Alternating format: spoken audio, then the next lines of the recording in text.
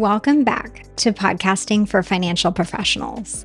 I'm your host, Virginia Elder, and today we're talking about one of my favorite topics, niching down your podcast to attract exactly the right audience and grow your business.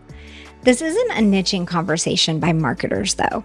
Today, you're hearing from a financial advisor who launched his podcast in February of 2025 and who has been actively grinding through the learning curve of creating, promoting, and growing his show this year. With my help, of course, but still, he is the mastermind considering it's his brand and messaging and credibility we're building. My guest is Jack Wang, host of the Smart College Buyer podcast. Jack helps parents figure out how to pay for college without taking on a truckload of debt. His phrasing, I love it. He's immersed himself in the world of college admissions, joining boards, going on campus tours, and building his authority as the go-to advisor for families trying to make smart college funding decisions. In our conversation, Jack shares about how niching has opened the door to a steady stream of podcast guests. He's got more than enough people lined up wanting to be on his show, how he repurposes and promotes his episodes, some cool tips there, and how his show works as part of his business funnel, filtering out quick answer seekers and helping serious prospects get educated before they ever book a call with him. Jack and I talk about meeting at a conference, so there's no better time to remind you to download the free conference toolkit linked in the show notes. It's a simple framework that helps you turn your content into relationship nurturing touch points after you meet someone at an event. You're going to hear Jack talk about how he uses this strategy with shorts, sending clips that directly answer people's questions, which positions him as helpful and keeps the conversation going. The toolkit shows you how to do the same thing with your own content. Grab it now so you're ready for your next conference connection. Jack, thanks so much for being here with me today. Thanks so much for having me on. I really appreciate it, Virginia. This is going to be great. I am so excited to learn a little bit more about you than what I already know just from working together. Something that I'm curious about and that I think will be really useful to someone listening is you and I met a couple years ago and you were hemming and hawing thinking about launching a podcast and you just didn't pull the trigger for a while. I'm not sure, what was going on in the background there, but I would love to hear your story about what was your thought process and what made you want to launch a podcast and what made you finally do it. What was like a year later when we met again Right. at FinCon. Right. For those of you, listening, I met Virginia at FinCon Orlando, I believe, which I believe was 22. You were volunteering in the podcast booth. I still remember this because I was recording with my friend Lorraine. She had me, myself, and Adam Minsky. Prior to COVID, the way I built my business was through doing just workshops, speaking anywhere and everywhere. So libraries, community groups, and then fell into the this financial wellness space. So companies were hiring me or through their benefits brokers or their 401k providers to bring me in to talk to their employees about student loans, managing credit, all different topics. And I was really enjoying doing it, but, I wasn't recording those sessions. So my reach was only to the people in the room, right? Now, I was speaking 40 to 45 times a year. I mean, I was doing this almost once a week. Wow. I was exhausted, but it was great. It's how I built my practice. But the reach only went so far.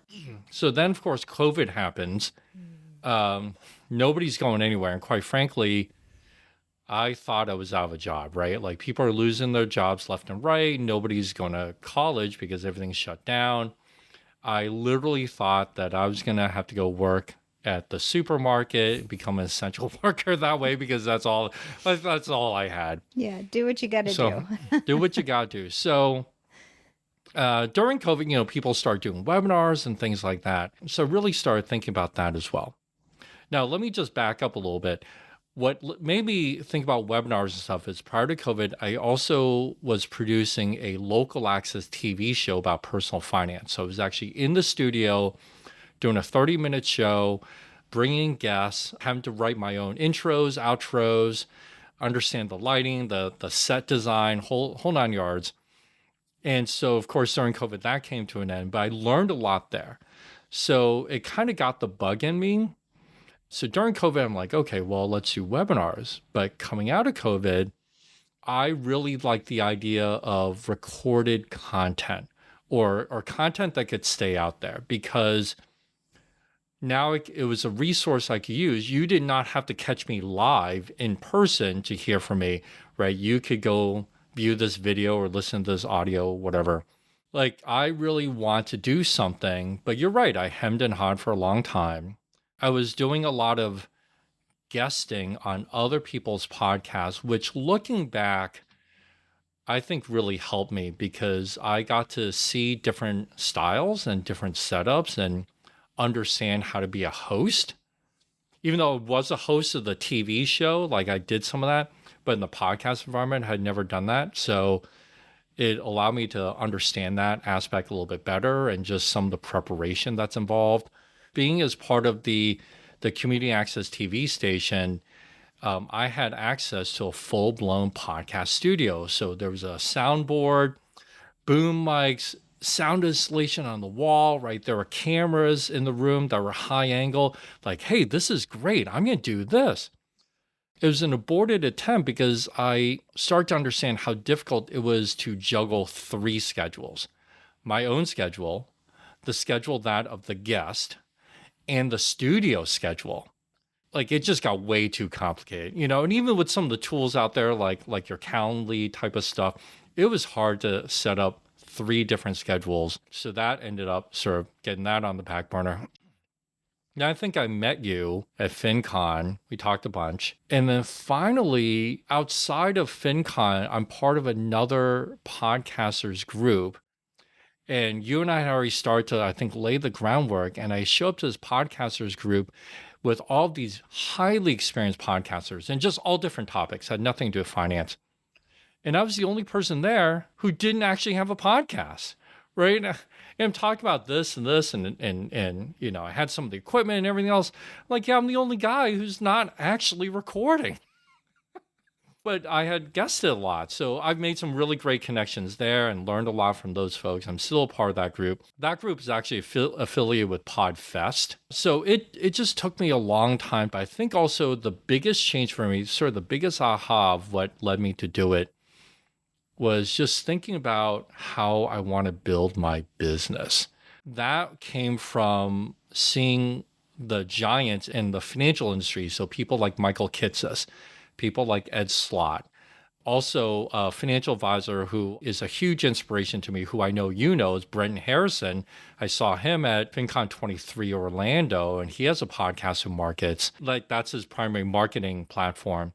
So I started to learn all this. And if you think about the Michael Kitces and the Ed Slotts of the world, when you want to work with them, you don't call up Michael Kitces, you don't call up Ed Slott, you work with their team, right?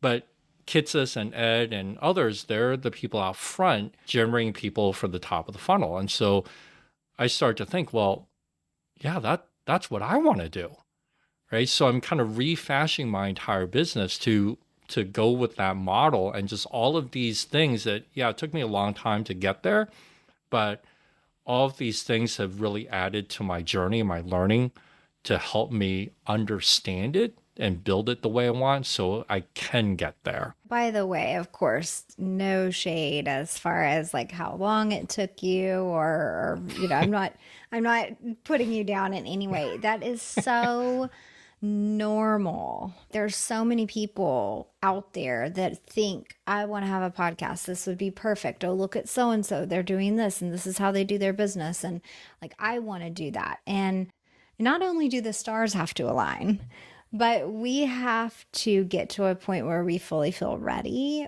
or we won't stick with it. We won't have the correct foundation laid, like you mentioned. And sometimes it just takes that journey to where we finally say, okay, I'm ready to do it. We are launching. I'm not sitting on this any longer.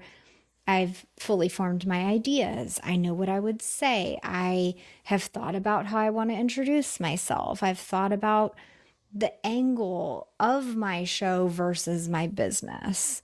So I kind of want to praise you for normalizing that long thought process Yeah, no, thank you. and Thank you. going through that journey. Because I know it can be painful too. You're thinking, like, you almost feel behind sometimes when you haven't launched. And I just, again, want to say how normal that is. But you did it. Yeah, yeah, no, I appreciate that. And you're right. I mean, and with your help and just also everything I've learned, you want to think through the details about like what's the angle I want to take? What's the show even going to be about? Now, having said all that, I will share this to anybody who think about doing it. You should just start, right? And sometimes without some of this stuff figured out, just to get a comfort level and stuff. And I think sometimes there's the two extremes. Sometimes there's too many ideas and you focus on too many of these details, it becomes overwhelming. And then other times, yeah, I know in the past there have been times like, well, what would I talk about? I don't know what I want to talk about, right? But I realize that there's so many topics I can cover and not have to repeat myself, and so many different people I want to talk to. And now I'm at a comfort level where, hey, if it's not quite right, that's okay.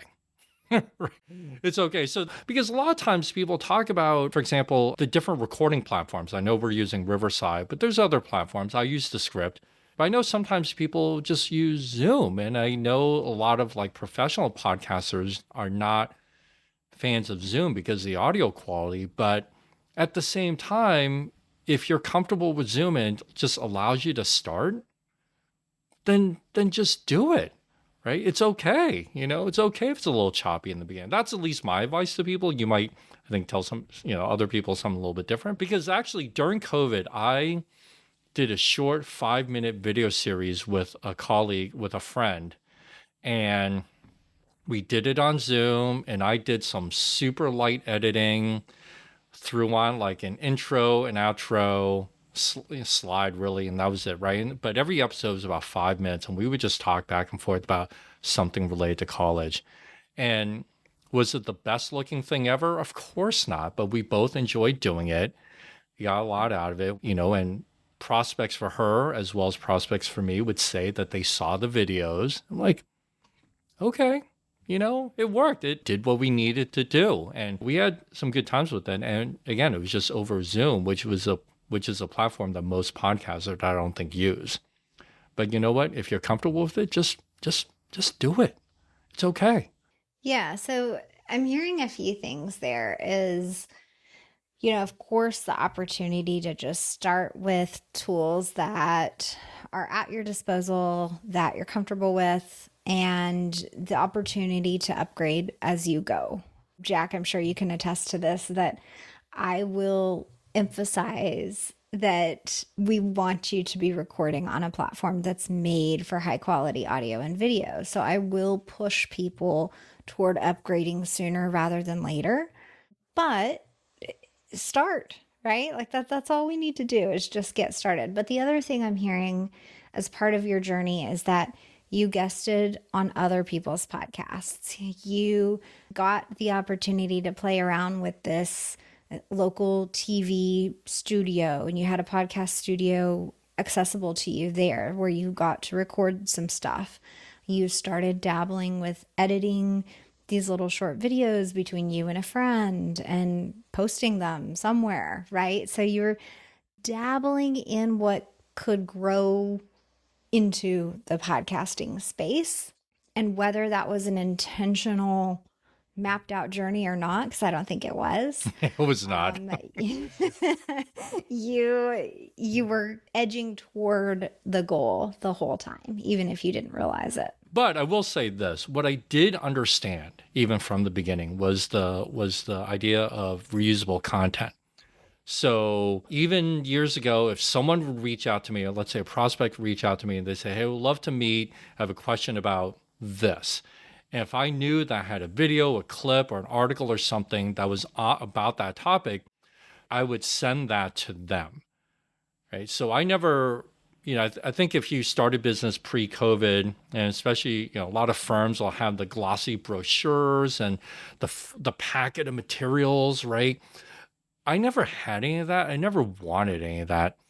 But my recorded video clips or articles or whatever, that was my marketing collateral. So I understood that. It was not really mapped out. It wasn't necessarily intentional, but I did understand that, hey, I could reuse this, send it out, and just, hey, if this answers your question, great. If you still have more questions, then we can meet. Like, I did get that from the beginning. Yeah, you mentioned earlier something about, answering the same question over and over again. And now I think you've been able to use podcasting in combination with some of the shorts that you make to help create almost like a little library, like you're saying, where someone comes with a question and you're directing them toward either the podcast or a short. So, in a sense, you've created a funnel now using your podcast. Would you talk about how you're not having to have meetings where you're repeating yourself anymore, and a little bit about how this funnel works, or how it's been inadvertently formed? Yeah. So this really stemmed from the session with Brenton. His whole thing was about saving time so he can spend it more with family. And I really resonate with that. He can tell the story better, but basically he uses podcasts both as a prospecting, but also as a filtering mechanism, right? To find people who are truly good fits for that. And I really, really like that because I was really getting burnt out. I mean, I love what I do, don't get me wrong, but I was getting burnt out because every initial meeting was the same 10 questions over and over again. How does this work? How does that work? Right. And I would imagine that most financial advisors listening out there to this, if you're doing an introductory meeting with a prospect on retirement plan, you probably get the same 10 questions over and over again. So I liked what Brenton had set up, which is using this podcast to answer those basic questions so that prospects could arrive to that first meeting ideally better informed, right? You can't force people to listen to it, but ideally they would listen and they would arrive better informed. So you don't have to spend time on those 10 questions over and over. In fact, I actually thought about it so much that I thought about putting the initial podcast into like a learning management platform and then generating like a quiz out of it. Like before you meet with me, you have to listen to the podcast, pass the quiz, and then you get to meet with me. But I figured that might be a little bit much. That might be a little bit much. But what I will do today, and it's really worked out well, is if someone wants to meet with me, a prospect, happy to meet with them, always happy to talk to people, but I push everybody to the podcast. I'll say, listen, especially the first 3 episodes, you're probably going to get 90% of your questions answered, right? The same 10 questions over and over again, right? If you listen to those and you get your questions answered, if you still want to meet, we can meet, right?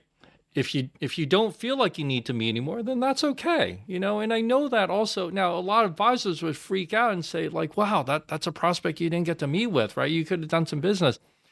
But the reality, and Brendan talks about this, is that they probably weren't right for you anyway, or they were a do-it-yourselfer, they weren't going to hire you, or they weren't ready, sort of ready to hire you from a time standpoint.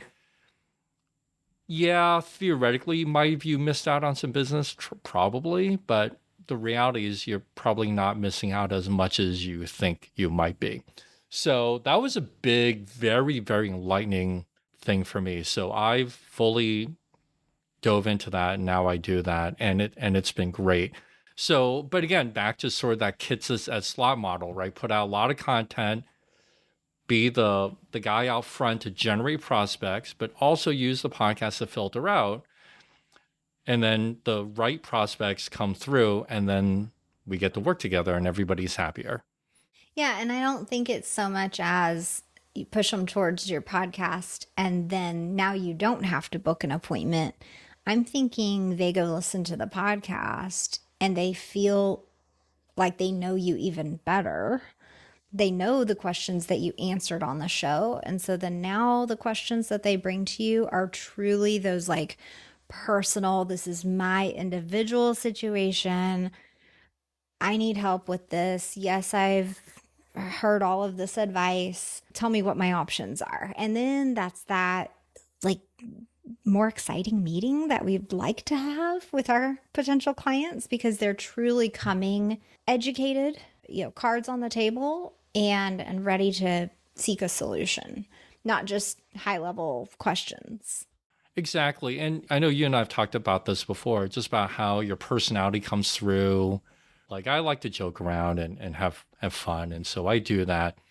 It's part of this sort of podcasting journey. I remember years ago, I went to a speed networking event and I was one of 8 financial advisors in the room.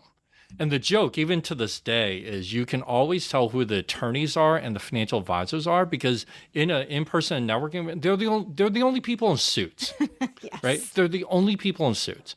No offense to any of the listeners, but most financial advisors walk and talk alike, right? They'll look alike. They all talk the same thing. Like there's nothing differentiating. And I think that like really imprinted on me, right? To allow myself to differentiate from other advisors. But also part of this journey, and this, I hadn't thought about this in such a long time, but there was a men's clothing store here in Massachusetts called Sims. Their tagline for years was something like an educated consumer is their best customer. I remember hearing that over and over again as like an ad on the radio when I was a kid. And I think my very first suit that my parents bought me was from Sims. And it was super, like they had like the in-store tailors and just super, it wasn't like a high-end store, but like, people who wanted quality, like you went there and that was their tagline. And so I didn't think about it for a long time. And as I'm going through this, I'm like, it dawned on me one day. I'm like, oh yeah, I used to hear that thing over and over again. Educates consumers their best customer. And that's kind of what I'm trying to do here. Yeah. So along those lines, I mean, at the top, I already introduced you as the financial advisor who focuses on college admissions and helps families figure out this whole college process because there's a lot of financial planning involved there. So expand on why you took that angle as far as differentiation, which I'm sure that's a little bit of what it was. But I think that niche story is so important because that's the piece that's going to make you be more than a suit, right? In a networking meeting. That's the differentiation that even in the podcast space that consumers are listening for. Like, why does this person identify with me or why do I identify with them? What specific thing can I go to them for? And sure, help me get my kids into college, Jack. And by the way, we've also done all this other financial planning that helps me with retirement and everything else. But we started over here with college admissions. I think that's such a neat angle. Yeah. Will you tell us some more about that? Yeah. So the backstory, the short backstory is that I started to lean into this niche as a result of my own divorce. My kids were in middle school at the time. Prior to that, I was your average financial advisor, no different than anybody else, right? Wearing the suit to networking events. Navy blue, right? Yeah, I mean, but I will say the only thing I did keep from those days, a lot of my ties were like cartoon ties or like kid ties or like, so I still have a lot of those. Anyway, so I was going through a divorce. My kid's mother was actually her second divorce. And I had a stepdaughter at the time, and in her first divorce, they did not really have a provision for a college. So this time around, her second divorce, my first, she said, like, we got to put in something for college. Coincidentally, I was playing in a men's baseball league, and one of my teammates was at the time a financial aid administrator for a very well known, internationally known college here in the Boston area. I won't say who. And he was very generous with his time. So I'm going through the process, trying to figure out how it works. And he was sharing with me about how financial aid works and policies and everything else. And I just remember thinking, well, if I need to know, then I'm sure other people need to know, even if they're not getting divorced. So that's really how it all started with for me. Now, he and I are still friends. He's now a consultant for colleges around the country, and he still plays baseball. I don't anymore. But that's really where it started. And so the more I lean into it, honestly, from a business perspective, the better it got. I mean, yeah, there were things I had to figure out, but I compare it to the medical profession, where the typical financial advisor is the primary care, right? You sort of have to know a little bit about everything and sort of quarterback, if you will, that patient relationship. But those doctors understand that when the patient needs a specialist for whatever, you refer out to a specialist. And so I'm the specialist. It makes it really easy to get clients, to get prospects, because I'm the college guy. And I found it to be great working with family finances because in the college world for financial aid, families have to disclose everything, right? Because I know from industry news and stuff, there's advisors out there who manage one piece of a client's finances, but another piece is with another advisor or just they're doing it themselves or whatever. In the financial aid world, you have to tell me everything. So it gives me a view into everything. Right. And then from there, well, how are you going to pay for college? How's this going to impact your retirement? How's this going to impact your plans for your vacation next year? Right. All those things come in, allows me to do it. So it's a great niche to be in.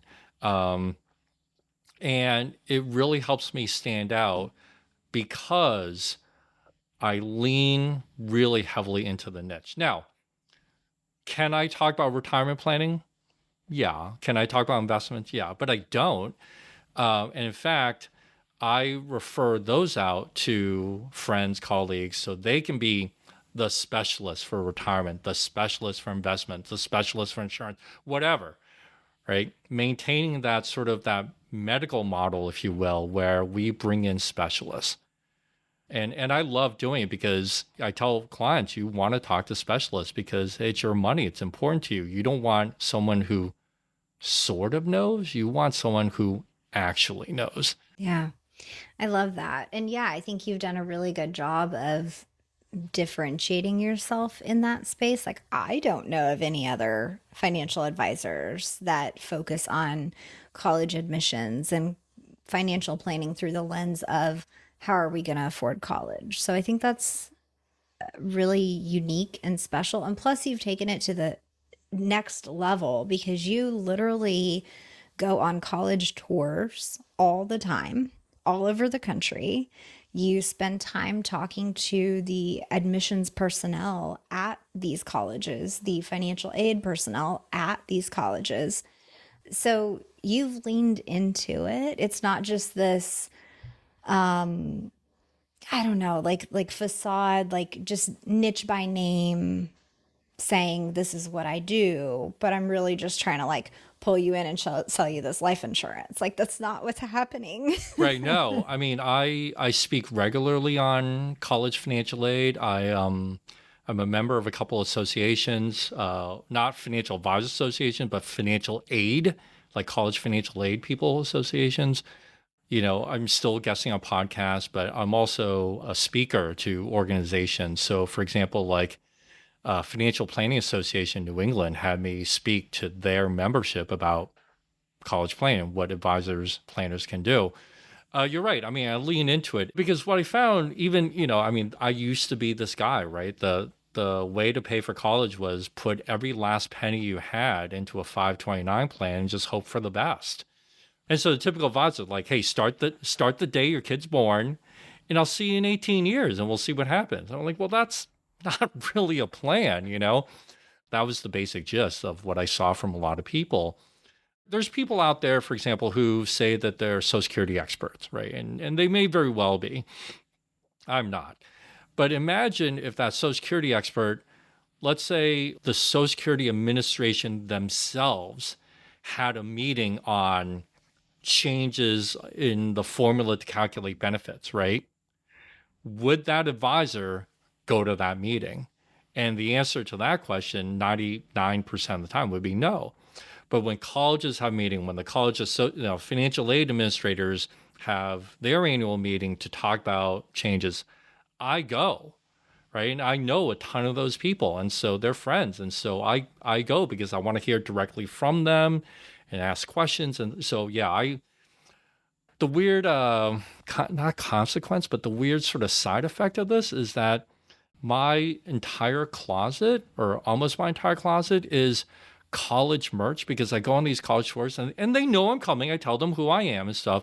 So I have t-shirts, hoodies, sweatshirts, sweatpants, hats, bags, everything. I mean, honestly, if I want to just wear college logo merch, I don't need to buy clothes for a long time. Yeah. Yeah.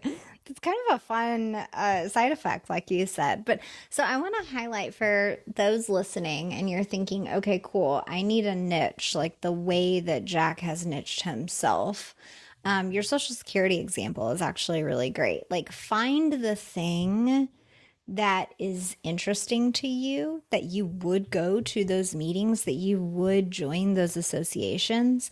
And that is how you separate yourself from the pack. You start talking about that specific thing, let's say Social Security benefits. Maybe you become the Social Security benefit person, and all there is about that. That is how you niche yourself.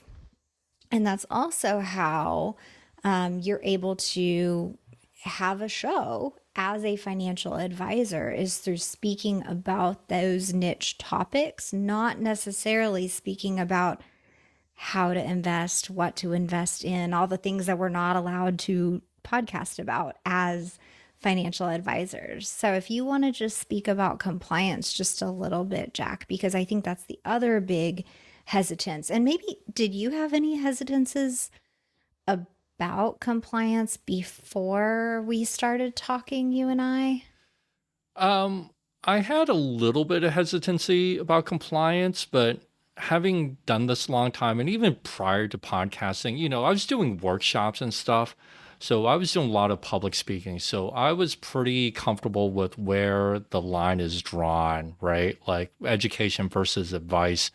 And even today, I would get asked questions like, "Hey, what do you think about 529 plan?" Or someone, in a public forum like that might ask me, "Should I invest in a 529 plan?" I know enough to how to answer, like, "Well, I can't tell you that, but here are the things you may want to consider in order to make that decision for yourself," right? By the way, just for compliance fun, just so listeners, stay tuned till the end of the episode when I spout out winning lottery numbers and the get rich quick schemes that you can use with your clients, right? We'll see if any compliance people pick up on that. But, it was always in the back of my mind. I knew sort of where that line was drawn. I try to stay really far away from it. I think that the whole point of niching, right? Like, I know I'm not the only college advisor guy. There are other people, and I actually know many of them, and I respect them, and we talk and we share ideas and thoughts and whatever. So if someone were to become the Social Security expert, you wouldn't necessarily be the only one, but but I'll ask this, right? Like, of advisors listening, how many advisors have actually read the actual regulations that govern Social Security? I bet you it'd be zero, right? How many have read the actual regulations that govern Medicare? Probably zero, right? Because I know advisors in the industry, we have other people, and then they send us like the summary of, or we use software to figure some of the stuff out. But I have read the actual financial aid regs, and as we're recording this, this is a little bit after the passage of the Big Beautiful Bill, and I downloaded all 870 pages of that legislation, and I read the part about 100 pages that dealt with financial aid and student loans. Needed a drink after that, but I did read it during it. Yeah. So I think niching down, but from a compliance standpoint, I think it's working with your compliance officer. I know, especially in broker-dealer environments, they might be really hesitant to allow you to do something like this. In the RIA world, probably a little bit easier. It's still worth the ask. It's still worth pursuing because it can be such a great platform to showcase your personality, get your message out there.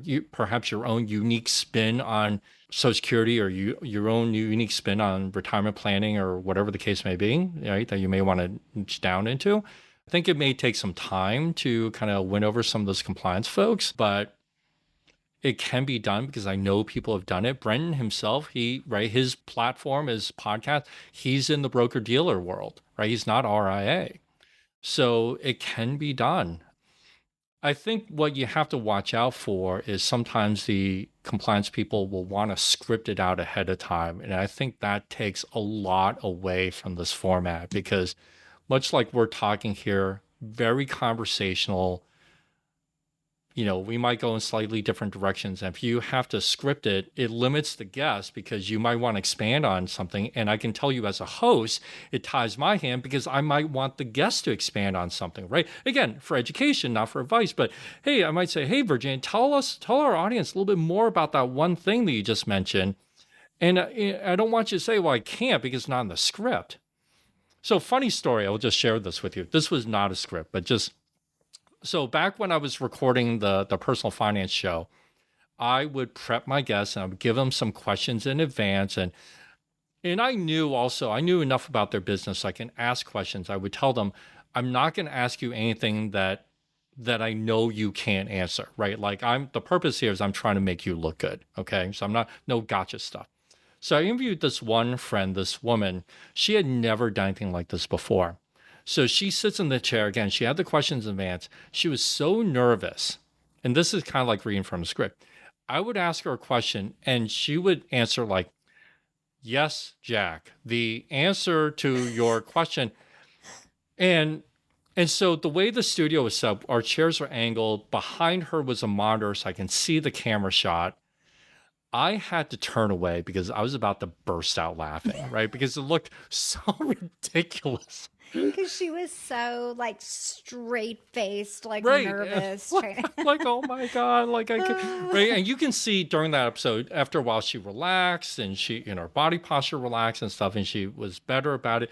But in the beginning, and so my point with that is if you do a script, it takes away from the natural flow. Like you would answer like this woman did. Yes, Virginia. The answer my compliance department told me I can say is like that would just be ridiculous. But advisors, it's worth the ask. It is absolutely worth the ask, especially if you're part of a bigger like BD network. I'm sure somebody is doing it already, so you probably can do it. But you just haven't asked them. There's a couple things to highlight there. Is for one, oftentimes it is a little bit of a back and forth conversation. Like, how can we make this possible? What can I do?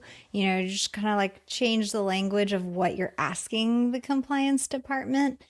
And then almost like education for them as well to say, okay, well, in this format, these things aren't necessarily scripted up front.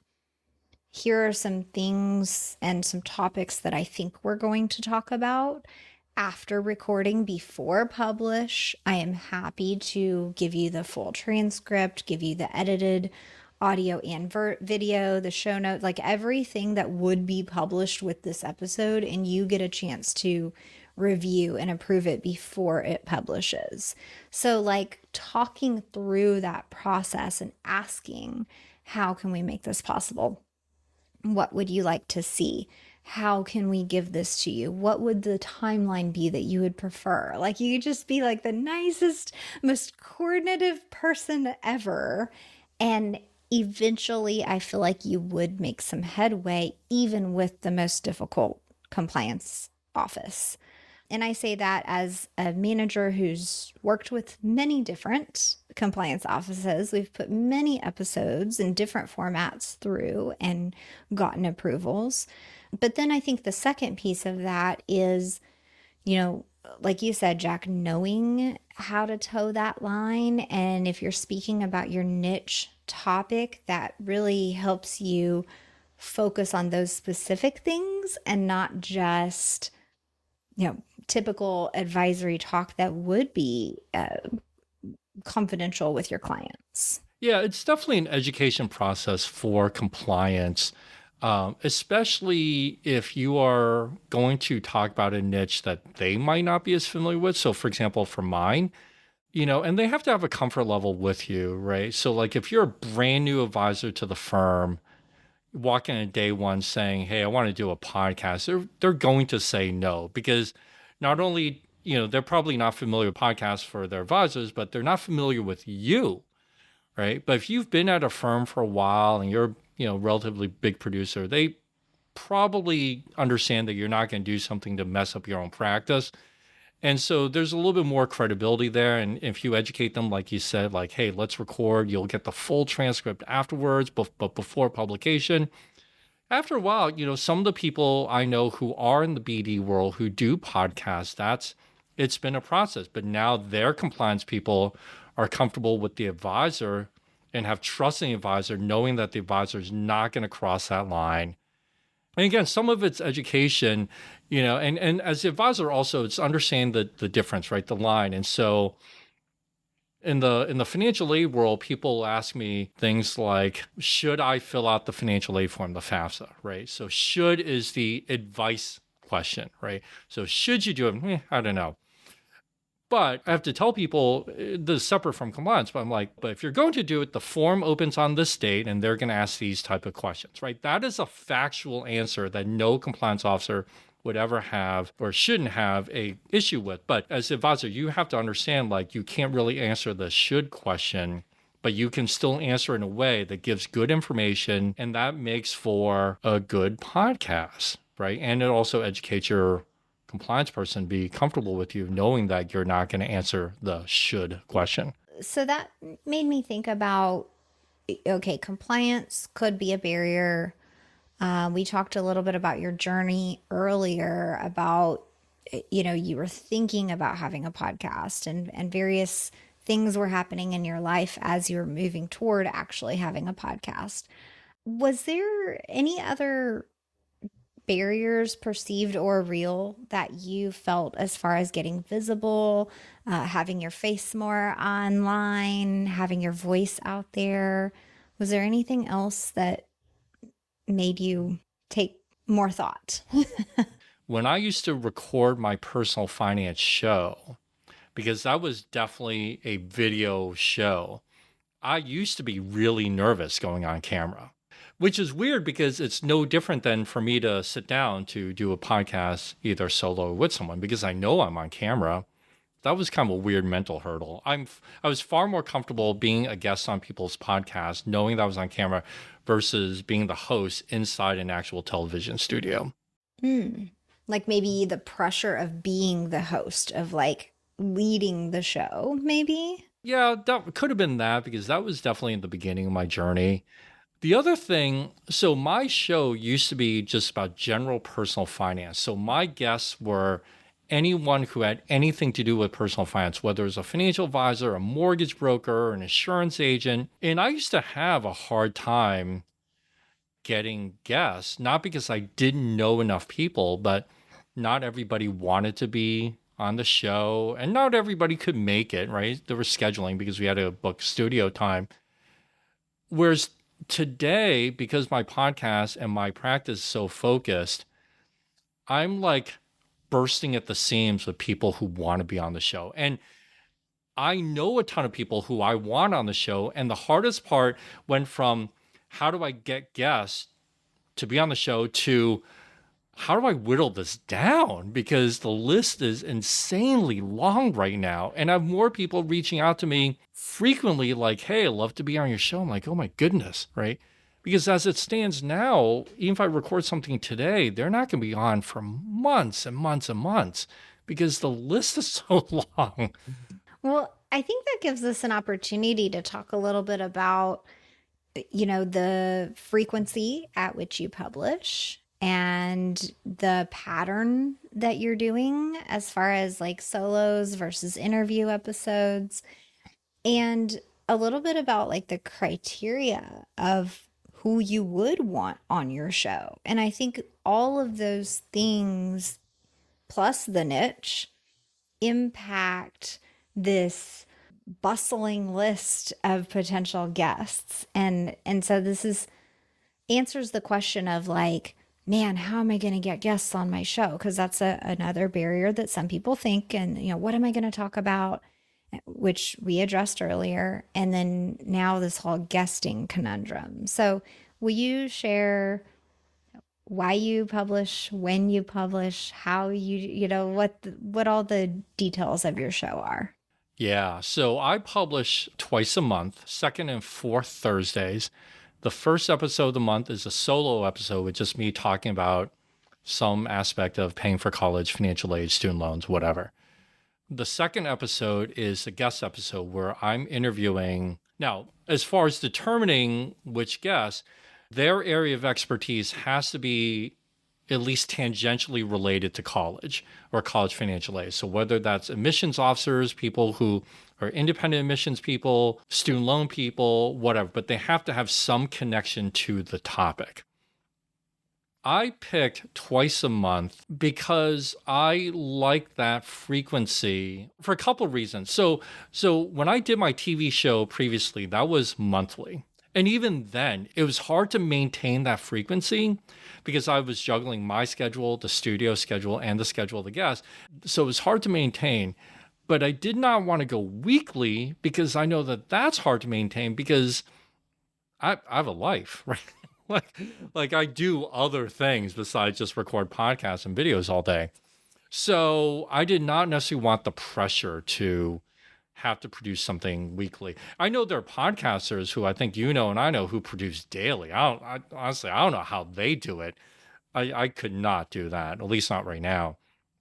So really twice a month was sort of a good cadence. Now, part of it also was that it gave me time to do stuff because, people generate content, right? Everybody talks about repurposing content using clips and turning podcasts into blog posts and blah, blah, blah. And I'll be honest, I'm not doing all that. I'm doing some of that work myself, not because I don't want to pay anybody. It's actually, I want to kind of learn it, kind of experience it for myself a little bit. That's one of the things I've always done is kind of done it by myself to then figure out what I really want to do versus not want to do. So the twice a month cadence gives me time in between episodes to figure that stuff out. Quite frankly, and this was not from beginning. I mean, I'm still figuring stuff out today on episode whatever we're on that I did not do for episodes 1, 2, and 3 because I didn't figure it out yet. So I find that's a good cadence. Now, what I'm thinking actually is at some point I may have to go weekly because I'm getting more guest requests.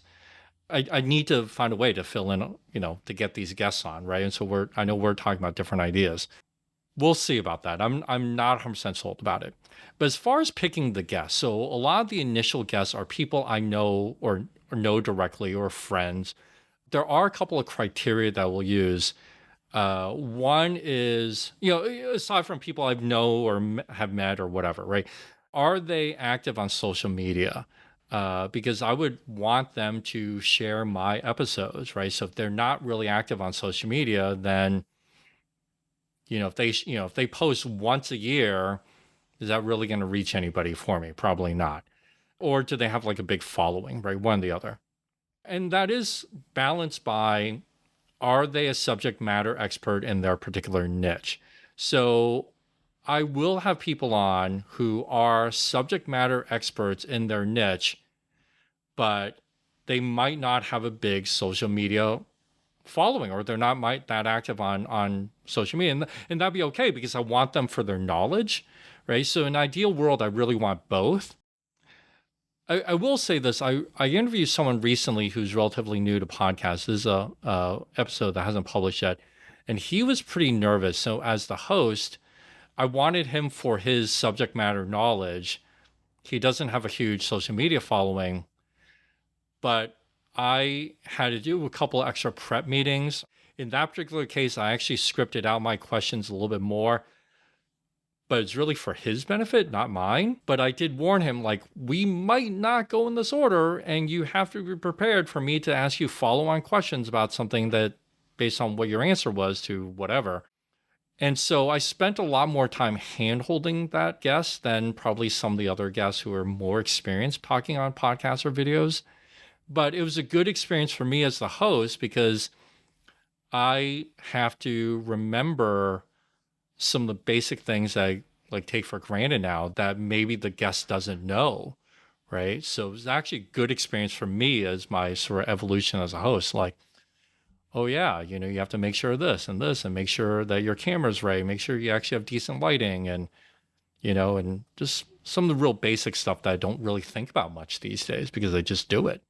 Again, those are the criteria, right? Like I know them, big social media following or active social media and or subject matter knowledge is really kind of how I whittle people down. And I'm gonna have to whittle people down.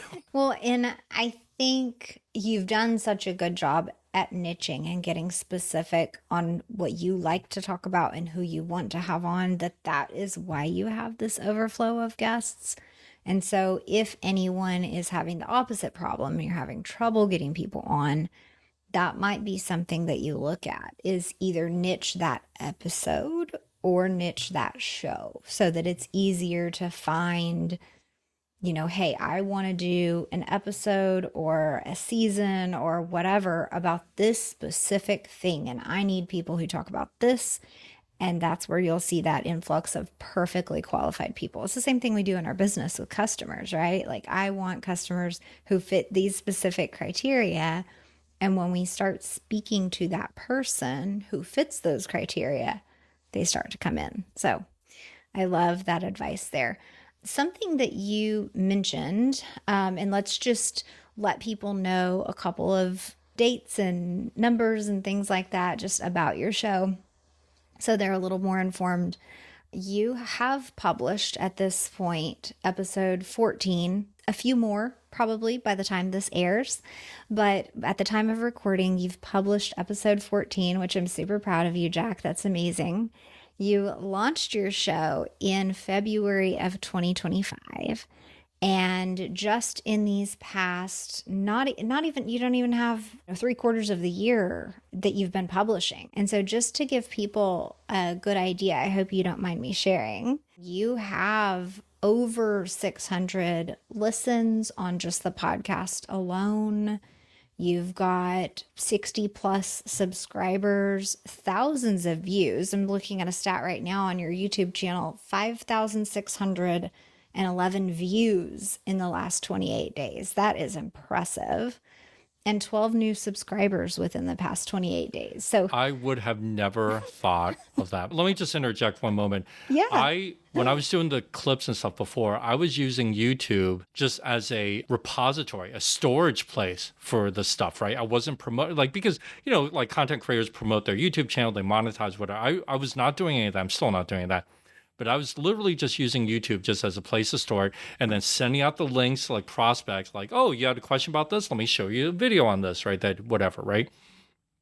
But since I've been doing more of this, it's unbelievable to me that little old me, and I say that humbly because I'm just a regular guy, that like I'm getting like thousands of views and subscribe. Like I'm watching the numbers go up, like, oh my goodness. And hey, advisors, I am not the marketing expert, right? You should never take any marketing advice from me. Okay, let's be clear about this. But it's just inconceivable. Like this is happening and I love it. Like I love to see it, but it's helping me get my message out and stuff. But I would have never dreamt about this in like a million years. Mhm.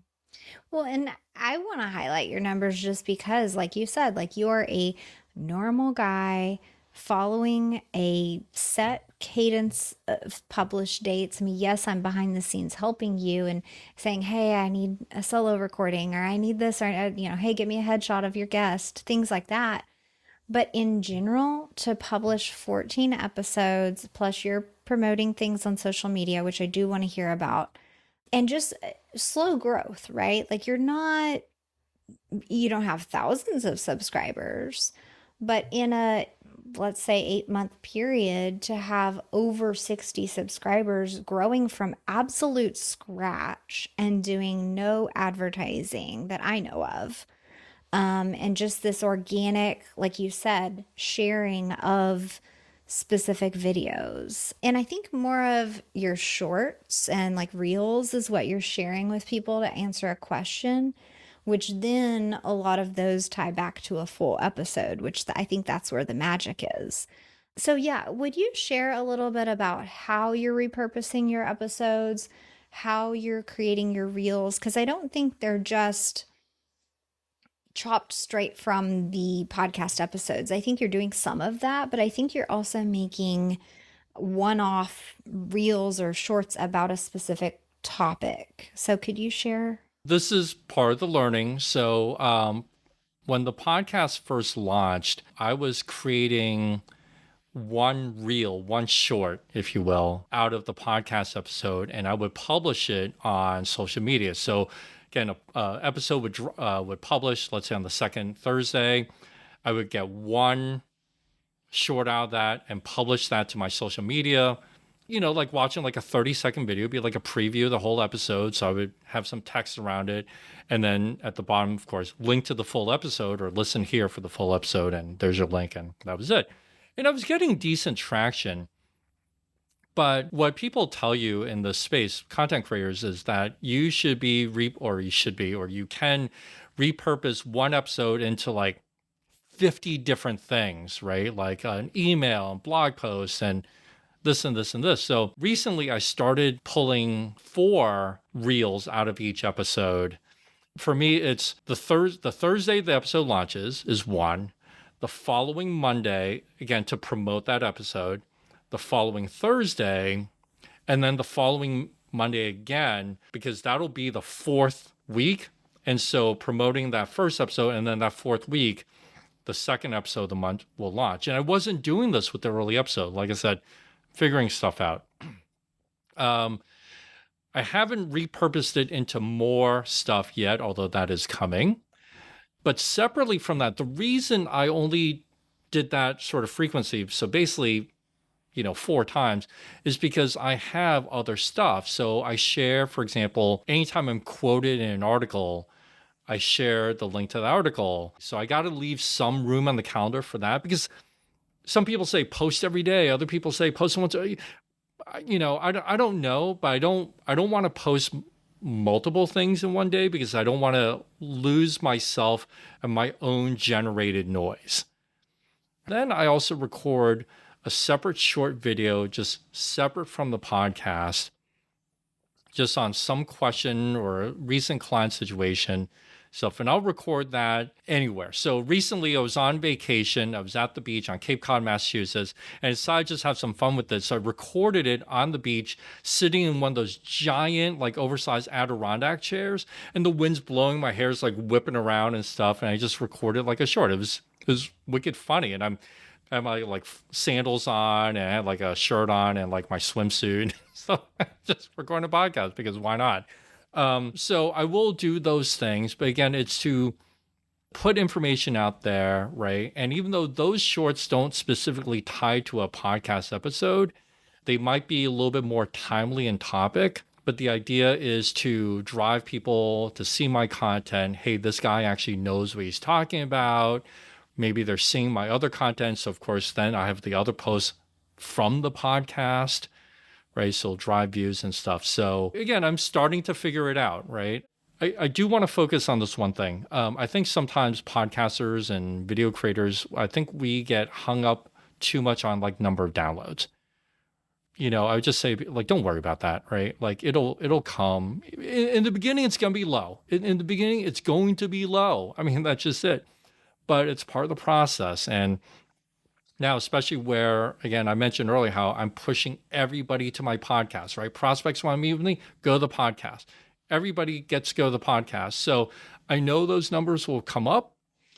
I'm not really worried about it. I'm not doing any advertising, and I'm not selling sponsorships or ads. So that's not a compliance. Like obviously for me, for what I do, there's plenty of financial companies I probably eventually could get to sponsor that would actually make sense. And my compliance would definitely tell me no on that, I'm sure. So I'm not worried about that. The podcast is doing what I need it to do for right now, and I'm good with that. So, a few key points there. And then right here at the end, I do want to hear if there's anything else on your mind that that you think would help somebody. But my 3 key points that I want to highlight off of what you just said is, we were very strategic when we were designing your show, not only around the frequency of publish and how often to have solos versus guests, but there's also a call to action in your intro and outro of every episode. So there's literally no chance that someone could listen, get this great college information, and then have no idea how to reach out to Jack. Like, that was a very intentional step that we designed. And it's a light ask. I mean, it's literally to just go connect with you on LinkedIn. Easy to do, right? Fun. No commitment required. Want to follow Jack, want to get more information, right? So, but we were intentional about that. So if you're listening and thinking, okay, this is cool, I could do what Jack did. Like, this seems attainable. Make sure that piece is in there. The other piece that I love that you highlighted is that you have these, what we're going to call evergreen content, meaning that someone could listen any time of year, any situation, probably a range of age of children or income or all these various factors. But that's your evergreen content, and that gets published on the podcast and on the YouTube channel. And the way that you're addressing things like Trump's bill that came out and various news on colleges and federal aid changes and things like that is through your face to camera shorts that are on the fly. Maybe you're in front of your green screen, maybe you're not, maybe you're out at the beach, or maybe, could be anywhere. But that's how you are not only creating trust with people because they're seeing where you are, what you're doing, that you're not in this like stuffy professional setting all the time. And you're also addressing a current issue or event that they're probably reading headlines about or getting emails, from CNN or whatever in their inbox. So that humanizing trust is being created. The timeliness of your episodes or of your content, you're addressing like both sides of that, with it being a current event and some evergreen content. And then the call to action. I think all 3 of those are really important to highlight. And before we go, I want to hear if there's anything else that you think would be really, really helpful for someone listening. And thank you for all that. But I want to go back to sort of something I mentioned earlier, which is, I think sometimes when people think about this, they feel like that they have to get everything perfect. It has to be really polished, make sure the tie's straight or whatever, or the makeup's perfect for your female audience. But again, the podcast is an opportunity to showcase your personality. It's okay if it's not perfect for human beings. I mean, some of those shorts I did on the beach, my hair's like it was anything but perfect. I mean, hair's flying around everywhere and stuff. And I mean, it was awesome being on the beach, don't get me wrong, but it was like not the picture perfect podcast or video episode that you might associate. So I think sometimes, especially advisors, get too hung up on that. And I would just say, just kind of let that, like, yeah, you might look goofy. I mean, I definitely look goofy, but at the end of the day, people need to get to know you to hire you. It's not because you have some crazy investment strategy. They still need to know and like you and trust you. And this is one of the best ways to do it. So talk to your compliance people, start educating them, and just do it. You should do it. Yeah. Thank you, Jack. I love that. And I love that podcasting provides that space where I hope that's what we can do, is kind of set aside the stuffy professional for just a minute and show people the human side of you and educate them at the same time. So before you go, where should people find and follow you and listen to your show? Yeah, so my podcast is called Smart College Buyer. It is available on all the major platforms, Spotify, Podbean, iHeart, YouTube, Amazon Music. I can't even remember. I know you handled the stuff for me, so I probably don't. Yeah, there's a lot of, so all the major platforms where you might listen to a podcast, I'm on. So Smart College Buyer. or connect with me on LinkedIn. Again, that's my call to action, as you mentioned, for right now. So Jack Wang, LinkedIn, Smart College Buyer, you'll see my picture and all sorts of college stuff. So it's not hard to figure out which one I am on that. So connect with me. Always love to talk to advisors. And if I can share some advice or helpful tips, I always do it. Just understand that you don't have to be perfect. I'm still figuring it out, and you can too. Yeah. And I think you're having fun along the way, shall we say? Absolutely. And I know, oh, sorry, really quick story. So at the last FinCon, right, you and I, so the quick story is I harassed Virginia endlessly because I just end up recording all these episodes I didn't have planned in advance, but it was serendipity. It was like people were available, let's grab them, let's start recording, right? So she's trying to be off doing other things and talking to other people. I'm like, Virginia, I need you. So I go from that conference. So there was a financial aid conference about a month afterwards. So I went to that. And so whereas at FinCon, everybody and their dog is recording something. Like you can't turn around without seeing somebody recording something. So we have to always be aware of like not walking through a camera shot. At this other conference, it was the exact opposite. Like I could not get people to record with me. I'm like begging and pleading, like good people I know with good knowledge. I'm like trying to get them to record with me. And of course, I got some people to record with me. And then the other attendees, because they're not used to it, they're walking through the camera shot. Right? It was like complete night and day going from an environment where everybody's recording to nobody recording and nobody wants to. It was so weird.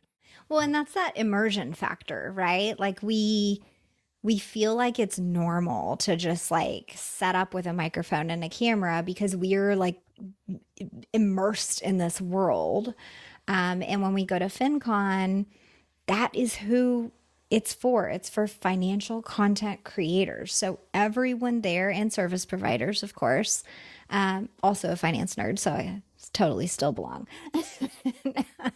That's what we're doing. And we may not even be focused on recording everything there. I know that was one of your primary objectives last year, and we're going to do it again this year. So I'm really excited. But yeah, going to a different conference, then you're almost the weirdo that has the podcast, right? Oh, 100%. Because then you're not in that immersed environment where it's normalized. Then they're thinking like, oh, wow, look at that guy. Like he's got a podcast, like he's recording over there. It's so odd, and then we're talking about you. Yeah. Oh, I was 100% the weirdo, right? Because, yeah, they're taking pictures of the sessions and the speakers and people recording short videos of like a speaker talking. Yeah, okay, that's what you do at like every conference. But then I'm asking people like, hey, can I set up in a corner and I want to interview people? And they're like, what? Like, you want to do what? Yeah. Here? Where? Yeah, like, what? Like, it was so foreign to them. So that conference is coming up again for me this year. I'm going to go again this year. I think now that I've done it once and people have seen it, it's probably not going to be quite as bad. I'll still be the weirdo because I'll be the one guy recording. Like, I'm not anticipating this huge wave of recording now. But at least they'll know, like, all right, the guys recording don't walk through the camera shot. Hopefully. But I'll share also that, real estate conferences, financial conferences, almost any other place besides FinCon, I would say. And probably besides, like if you went to, I think there's VidCon and VidFest and like other creator focused conferences. So outside of those, that's how it is. I am constantly positioning myself in a weird way to like basically block people from walking in front of the camera while my people are recording. And typically I'm wearing like a hot pink or yellow jacket or something that's like really obvious, like, and I'm steering people and they're like, oh, and they're trying to go around. But nonetheless, in the background of the video, you can hear them like, oh, we almost ran into the camera. Did you see that? And they're like laughing and stuff. I'm like, oh my God, people, it's so funny. So yeah. Always fun to be the recording person, whether it's video or audio at a conference. But I love that you do that and that you it's almost like you're bringing awareness to the space. Right. And I would say for advisors too, and again, you may need to run this through compliance, but if you ever go to a conference, XYPN or Future Proof or any other like Morningstar investment conference or something like that, right? Yeah, you might not record the session, but even if you record it yourself, like, hey, I'm at blah, blah, blah, and I'm about to go sit in a conference, talk about this so I can know even more to better serve you, kind of just informally, again, that shows your personality too, right? Like, and that you're doing something and not just sitting behind a computer screen. I think even something simple like that, I personally, I think it would be kind of worthwhile too for the advisor audience listening, because you don't see it, right? It's so rare from advisors. You don't see it. So that would make you stand out, because now, if you're at a conference, you're going to a session, you're furthering your education to better help the client. That immediately is going to help you stand out versus the advisor who doesn't attend any conferences. Or who does attend them but doesn't say anything about it. Right. And right. never mentions that they were there and never posts a video or does anything. Immediately that video is going to stand out, even if you aren't like a formal podcaster, you don't have a YouTube channel or something. But I think that's probably just don't record at the bar after the conference day is over. That's probably the only thing you probably shouldn't do. Like, hey, clients, look at this. Yeah. Keep your wine out of the picture there, please. Yeah. Other than that, it's probably okay. I think that's great advice, though. It's just like a baby step into the content creation world. It's going to feel weird at first. It's going to feel weird. Like the first reels and shorts I ever made, I felt so weird, and trust me, they look weird, and I was weird. I still am weird, but it's going to feel awkward, but I think the more you do it, you get used to it, but you also get better at it. Thank you, Jack. Thank you so much for having me on, Virginia. I really appreciate this. Awesome to talk. Always awesome to talk to you. Love seeing you in person when I have the opportunity. But I think that, for your audience, right, for advisors listening, I hope that I'm able to share some of these lessons I'm learning, right? And they're going to go on their own journey too, right? Like they have to figure some of this stuff out, but the bottom line is it's definitely worth doing. Yeah, absolutely. I agree.